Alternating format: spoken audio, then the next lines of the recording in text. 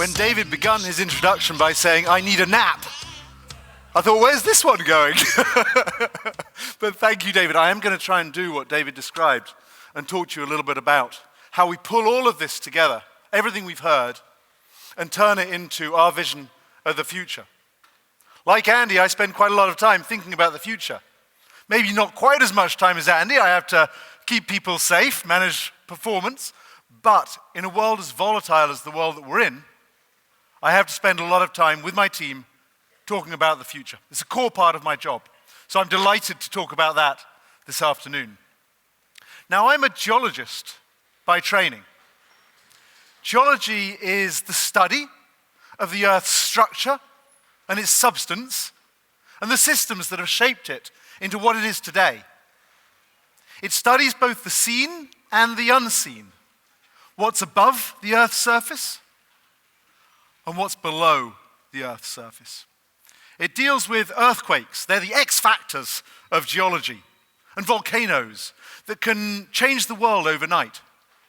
But it also deals with the imperceptible millimeter by millimeter changes, unnoticed by the rest of the world, but which over time create continents, oceans, and all life on Earth. To be a good geologist, you need to think in ways that other people don't. You need to notice the things that other people miss. You need to see what's on the surface, but you also need to ask questions about what is below it. You need to be able to understand the big bangs that capture the world's attention, capture the news headlines, but you need to focus your attention on the gradual shifts that take place over time. And for me, the purpose of geology, the purpose of looking back, is not simply to understand the past. It's to understand the future. I specialized when I was a student in ocean geochemistry. What on earth is ocean geochemistry? I'll tell you the most exciting bit of it. The most exciting bit of it was studying ancient ice from the Antarctic, south of here.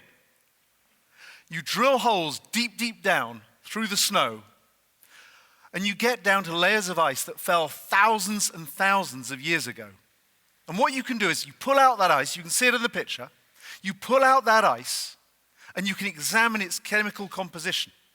And you can find out from that what the climate was like thousands and thousands of years ago. That's ocean geochemistry.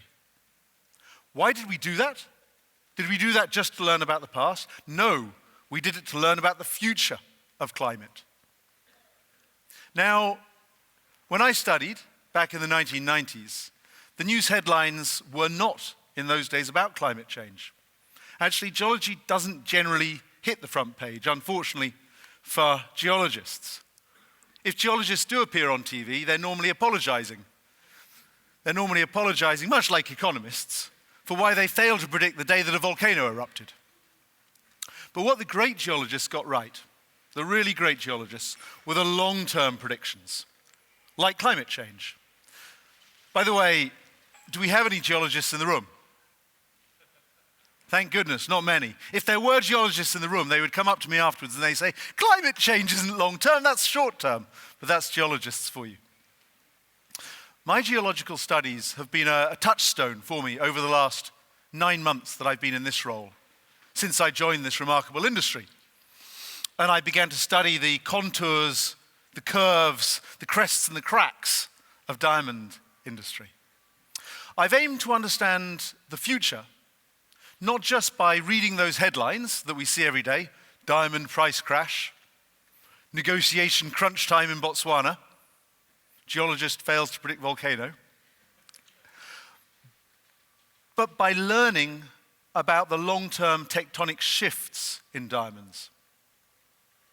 What I'd like to do is share with you 3 stories about my life that have helped me interpret the world of diamonds, where we are as an industry, where we're going as leaders, and they've shaped my vision of what you should expect from De Beers. As with many stories in life, this one starts on the water. I hadn't actually seen this photo in a long time.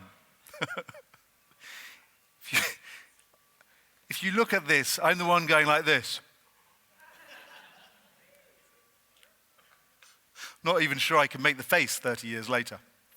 But when I was younger, in a boat like this, I was a competitive rower. If you look at my size compared to the average Olympian, even the size of the people in that boat, you'll get that I had to be very competitive. In rowing, in a boat like this, you've got 8 people in the boat. And the name of the game is strokes per minute. The more strokes, the faster the boat goes, but the more tired the team becomes, and the less sustainable their race strategy. If you look at the picture and you look at our faces, you'll see the results of that. The winning boats, though, are the ones that can achieve speed without pushing the strokes per minute too high.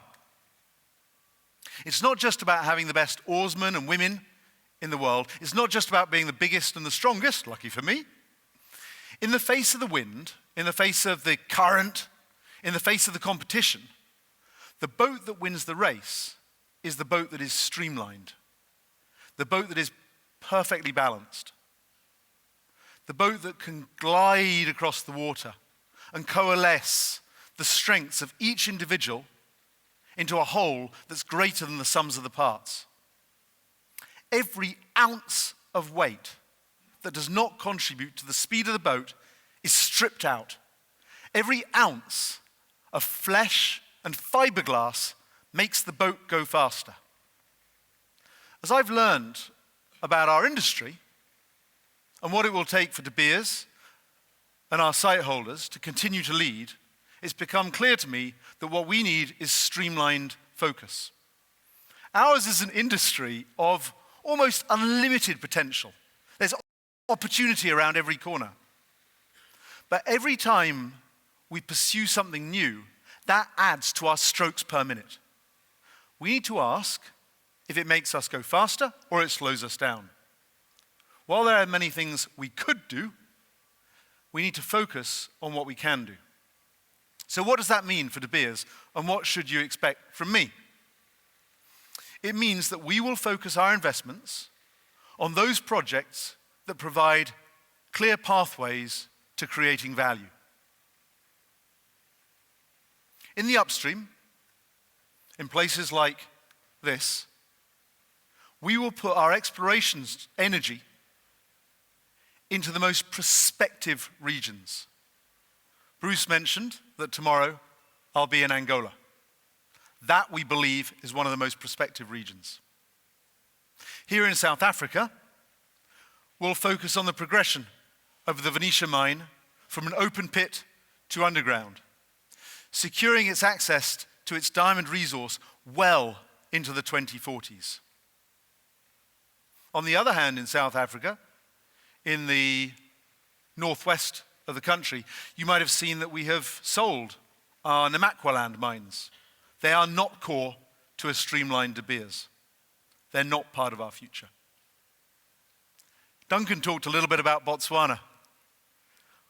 I think Bruce went there about 1 million times, and I feel like I've been there 1 million times just in the last 9 months. In Botswana, our agreement that we have with our government partners, that we're also proud of, secures De Beers' supply from 2 of the world's leading diamond mines until the middle of this century. That is the great core achievement of that agreement for us. We will now invest billions of dollars behind those agreements in Arapa and Zhuaneng in order to ensure that they remain the greatest mines in the world. In technology, what does streamlining mean? It means we will leverage exciting technology in the midstream to enhance our offering to you. I think you can already see some of it. And we've talked a lot about Tracer today, but it's not limited to Tracer. We're going to introduce technology that provides groundbreaking insights into the polished outcome of rough diamonds, at the same time measuring the demand for those polished diamonds in the market. That's the application of AI into our business. So if that's the midstream, what's the downstream? The retail side. You can expect the same streamlined focus. We're going to invest in our brands. You'll see us extend our support for the entire natural diamond category in a sustainable way. That means creating new ways in which you can work with us, participate with us, in differentiated branded offers that support natural diamonds at scale. It means scaling back one particular part of our business, and that part of the business is Lightbox. De Beers is a natural diamond company. That means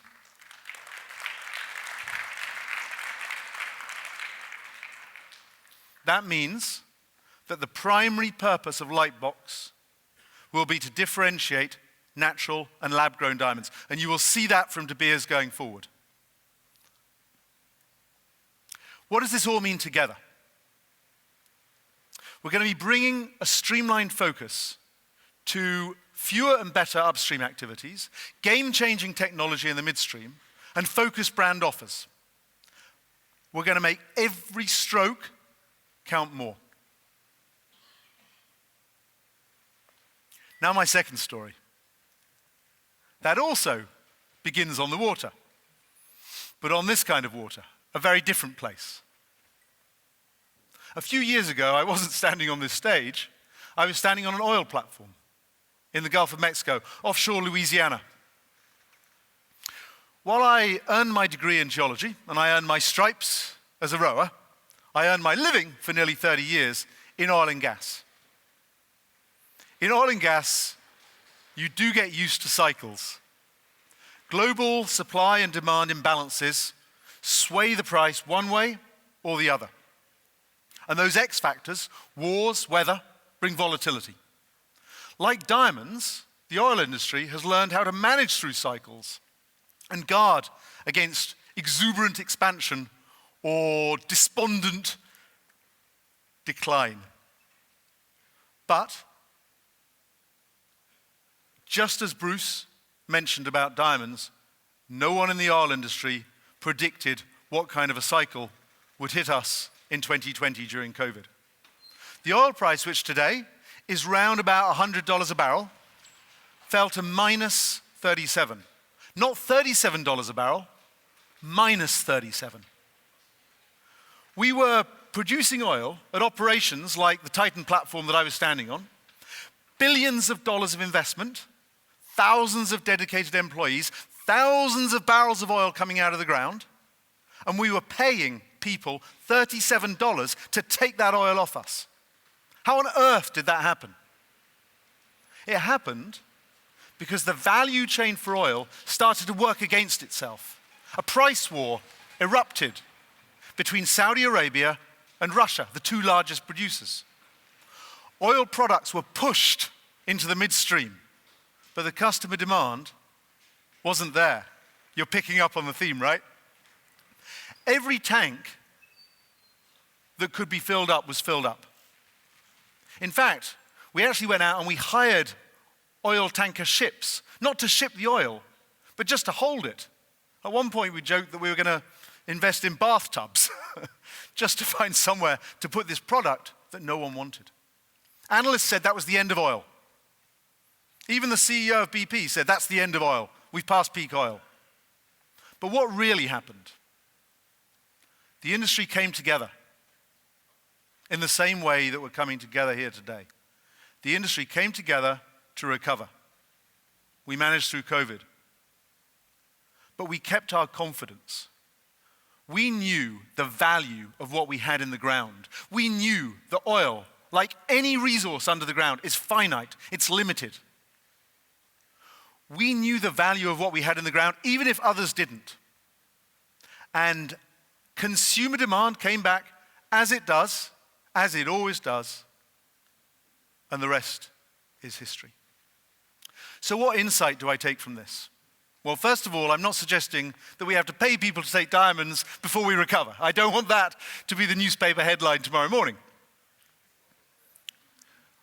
The insight that I take is less explosive and it's more obvious. But in difficult times like this, it needs repeating. Cycles are, by definition, cyclical. During the past few months, I've heard a number of you come to me and say, Al, this time it's different. And thank you for doing that. And I think you're probably right. That's probably true. The depths of this diamond downturn are deeper than any our industry has seen in recent memory. But then so too must be our response. And our resolve must also be different.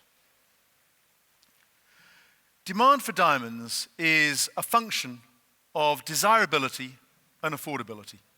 Take it from someone still relatively new to this industry. Natural diamonds are desired. Most industries would fall over themselves to have the market position we have ourselves. The data is very clear. You saw some of it earlier from Bruce. In De Beers' most recent consumer surveys, even after the record years of sales in 2021 and 2022, consumers in the US and China ranked natural diamonds in the top 3 most desired luxury items for women to acquire.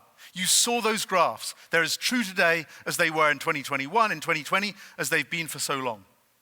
In the United States, 4 out of 5 women today see natural diamonds as carrying significant meaning and being the perfect way to mark an important moment in a relationship. But as I noted, demand is a function of desirability and affordability. Andy showed us what's happened to housing market, to the things that people can afford. As economic growth slowed, inflation gathered pace, and China remained closed, consumers have decided to defer many of their discretionary purposes, while other consumers who wanted a diamond and were determined to purchase the size and quality they wanted, even though they couldn't afford it, they bought LGDs. Now, in a speech about the future, I hesitate to talk too much about lab-grown diamonds because they won't play an important role in our industry. But we can't afford to ignore the impact they're having right now and the fact that the impact they're making right now causes some to question the future of the sector more broadly. We have to address that question. While customers who are able to afford to buy natural diamonds, the primary motivation for lab-grown diamonds is price. 4 times as many luxury jewelry consumers state they would choose natural diamonds for special occasions compared to those choosing lab-grown diamonds. 4 times as many. While more than 3.5 times as many say they would be proud to wear natural diamonds compared with those who would be proud to wear lab-grown diamonds. That's an incredibly big difference. And what does that difference tell us? Somewhat perversely, the growth in lab-grown diamonds is a sign of the strength and desire for the real thing. Imitation, they say, is the sincerest form of flattery. They want natural diamonds, but they can't afford them. We in De Beers conducted through Lightbox a trial into engagement rings. We got some feedback from a number of you on that one. Thank you once again. That trial, which is now over, gave us some really interesting insights that I want to share with you. Our research there indicated that the commercial proposition for a lab-grown diamond engagement ring appears to us to be unsustainable. Retailers are already needing to double the number of carats that they sell every 2 years just to maintain an absolute growth profit, flat. Our trial suggests it's going nowhere. The growth in lab-grown diamonds is a symptom of a weak market, but they are not the cause of it. In fact, what our marketing modeling tells us is that the deceleration of the natural diamond market and the rapid increase in lab-grown diamond supply over the last year has actually hastened the long-term split of the market, the bifurcation of lab-grown and natural into 2 separate and distinct sectors with different distribution, different prices, and different consumers. As Paul said earlier, They'll have their space, lab-grown diamonds, but it's not our space. Now, I'm not saying, as someone new to this industry with so much wisdom in this room, I'm not saying that the recovery in diamond prices is going to be quick. In fact, we in the leadership team of De Beers are actively preparing ourselves for prices to be lower for longer. But what we have in De Beers is a leadership team that is confident in the future. Confident enough to invest in new projects like Zhuaneng Underground in Botswana, Tuzo Phase 3 in Canada. We're a leadership team that want to work with you, together with you, to drive a sustainable recovery. We're a leadership team here at Vergeleken today, representing hundreds of years of diamonds experience. And that, ladies and gentlemen, is just Paul Rowley.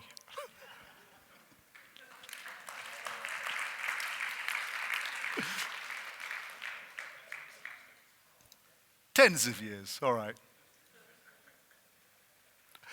We're a leadership team here today, available to you, that has experience like that, but we've also brought in leaders from outside diamonds to bring you insight. And in particular, I want to welcome Sandrine Cossé, who's coming in as our new CEO of brands. Once you see what Sandrine did in Lacoste with the crocodile, Sunsilk and Aigle, you'll understand why we're so excited, Sandrine, to have you on board.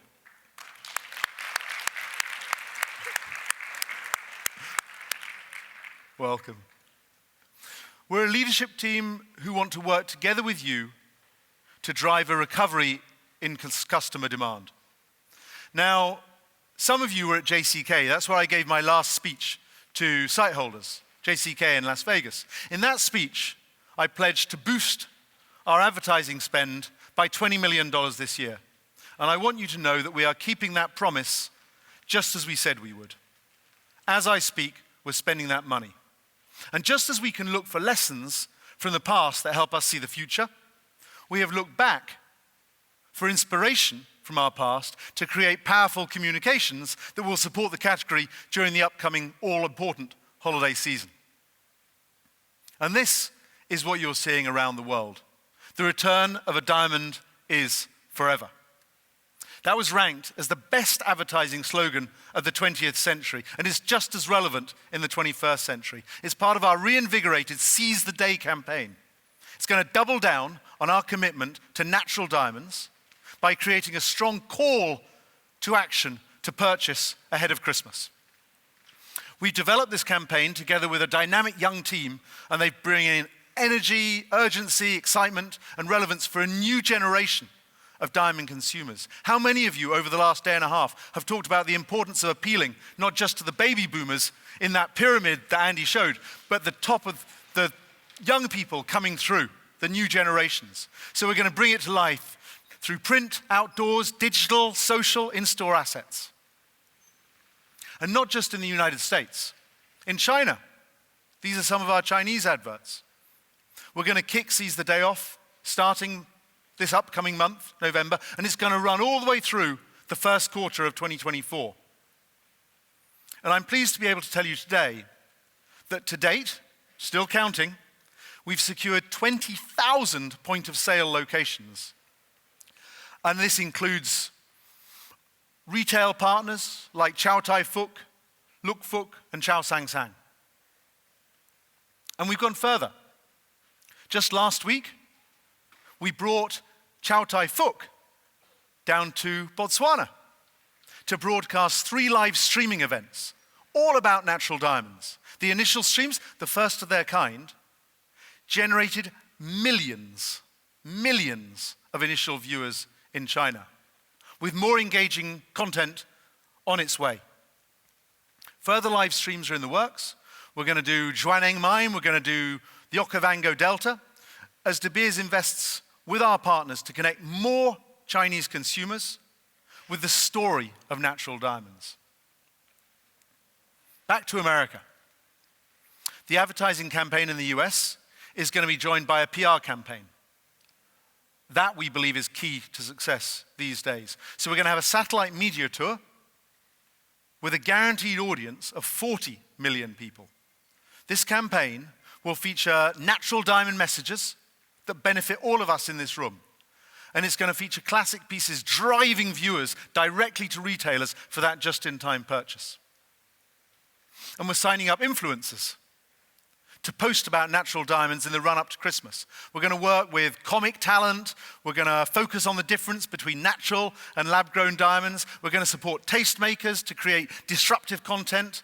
And we're going to take something that I think is magical, which is our synth detect machines, developed in the UK in Maidenhead, and we're going to take those to the market to put it in the hands of retailers so that we can drive brutally a differentiation between natural and lab-grown diamonds.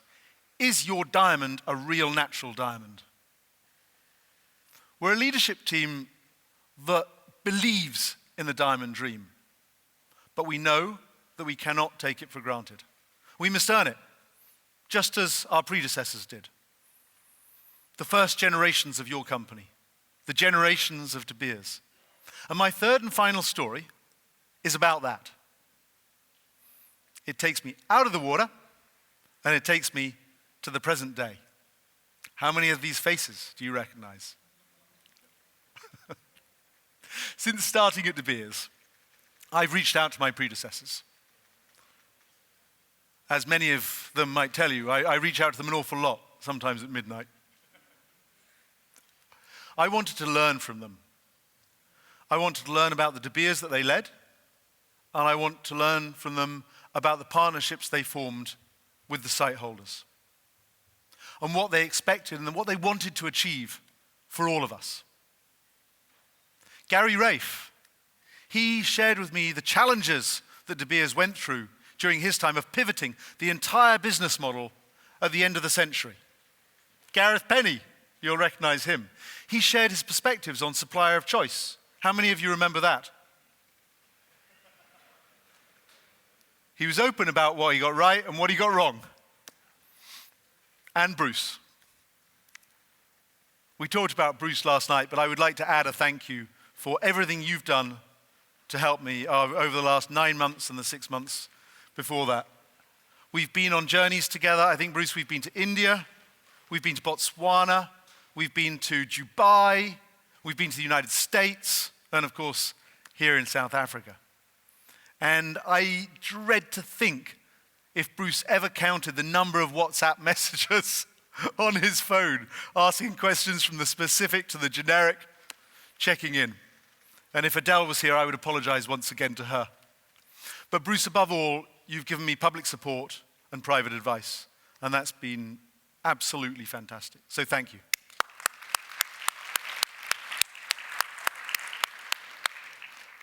Bruce also helped me to really understand the expectations of our producer governments. And there are a number of leaders here of our joint ventures with those governments. And the collective wisdom that they have, in addition to the collective wisdom that we have from our Sightholder community. Bruce helped me to understand how much value there is in the people in this room and how you are De Beers' greatest strength. And thank you for that.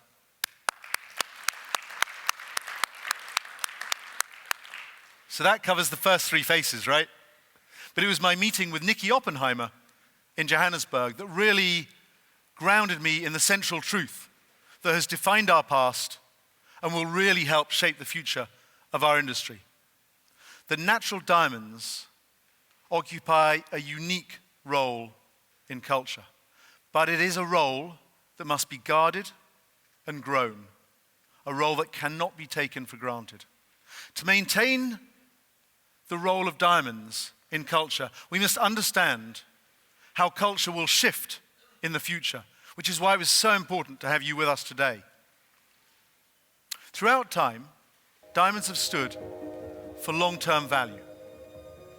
The shifting expectations of a new generation of consumer presents us with a significant opportunity to demonstrate that a diamond's values are now an inherent part of its value. This goes beyond the immediate issue of diamond provenance and the traceability resulting from the war in Ukraine. We in De Beers are committed to decommoditizing a natural diamond at the point of sale by helping retailers to explain not simply where it was discovered, but how it was created and the positive impact it has had all along its journey. We've got huge plans for the Origins concept that you can see up on the screen. And it's going to begin limited testing this week with select American retailers. At every step in the value chain, our future will be built around maximizing a diamond's value and values for the long term. Even here around you at Vergeleken, we show those values. You've spent a fair amount of time in this little bit of Vergeleken, but outside, if you look beyond, you'll see we're planting 10,000 trees here alongside the vines. If you go out to the vines themselves, you'll see that rather than putting pesticide on the vines, we put millions and millions of ladybirds. Here they call them ladybugs. To me as a Brit, it's ladybirds. And we use that instead of chemicals. By the end of the decade, 100% of the power in this place will be solar power. This, as you know, is part of our award-winning Building Forever framework, where we really want to make a difference. I need to tell you a little story of something called the quatchers. Who's heard of a quatcher? All right, I'll tell you the story. So if you look towards the mountains, you'll see the fields that run up to them. On those fields, you will find an extinct species. The quatcher is a species. If you go to the Encyclopedia Britannica, it says species quatcher, noun, extinct. If you go deeper down, it says the last quatcher died in a zoo in Amsterdam in 1878. But the people at Vergeleken became part of the quatcher project, and those people had an idea. The idea that there was enough quatcher DNA in zebras to recreate the quatcher. So they went to Paris to a museum and they found a stuffed quatcher, a skin of a quatcher, and they extracted the DNA, I'm not kidding you, they extracted the DNA from that quatcher to find what the DNA of quatcher are, and they found zebras with some quatcher DNA, and they've been interbreeding them, and last week, when my kids were out here, it was lovely. Last week, we bred an almost perfect quatcher foal. It's unbelievable, and that to me is building forever.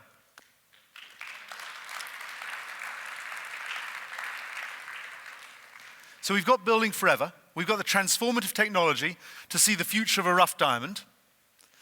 We've got the investment that we'll make behind Origins.